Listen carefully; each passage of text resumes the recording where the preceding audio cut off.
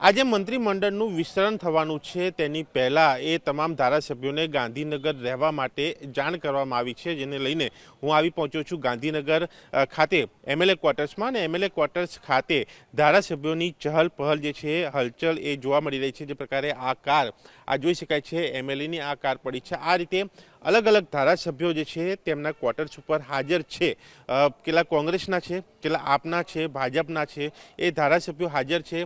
આવજા પણ કરી રહ્યા છે, તો કેટલાક બહાર કામ માટે પણ નીકળ્યા છે. જે પ્રમાણે આ મંત્રીમંડળના વિસ્તરણની વાત છે કે જેમાં જૂના પત્તા કપાય, નવા પત્તા ઉમેરાય, એ તમામ લોકોને ક્યાંક ફોનથી જાણ કરી દેવામાં આવી છે અથવા તો આવશે. અને તે લોકોનું જ્યારે વિસ્તરણ અહીંયા જે થવાની વાત છે એ તમામને એક અહીંયા ગાંધીનગર હાજર રહેવા, સંપર્કમાં રહેવા સીધી રીતે તે જણાવવામાં આવ્યું છે. અને એ નજારો આ એમએલએ ક્વાર્ટર્સનો આપણે અહીંયા બતાવી રહ્યું છું કે જે ક્વાર્ટર્સો આવેલા છે, તમામ ધારાસભ્યોને જે અહીંયા ક્વાર્ટર્સ ફાળવેલા છે એ અલગ અલગ બ્લોકની અંદર 15 બ્લોક છે, જેમાં 12 મકાનો એક બ્લોકમાં. અને એ ધારાસભ્યોની કેટલીક હાજરી જે છે એ અહીંયા જોવા મળી રહી છે.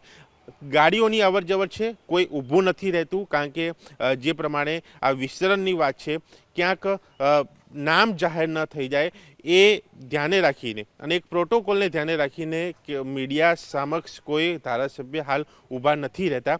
પણ જ્યારે વિસ્તરણ થશે ત્યારે ખ્યાલ પડશે કે આખરે કયા ધારાસભ્યને મંત્રીમંડળમાં સમાવેશ થાય છે, કઈ જવાબદારી સોંપવામાં આવે છે. પરંતુ એ બાબત સ્પષ્ટ છે કે કેટલાક સમીકરણોના આધારે અહીંયા જૂના પત્તા કપાય, નવા પત્તા ઉમેરાય, કેટલાક રિપીટ પણ થાય, એ તમામ શક્યતાઓ છે. અને તેની વચ્ચે હાલમાં આ ગાંધીનગર ખાતે એક રાજકીય માહોલ જે છે એ જોવા મળી રહ્યો છે.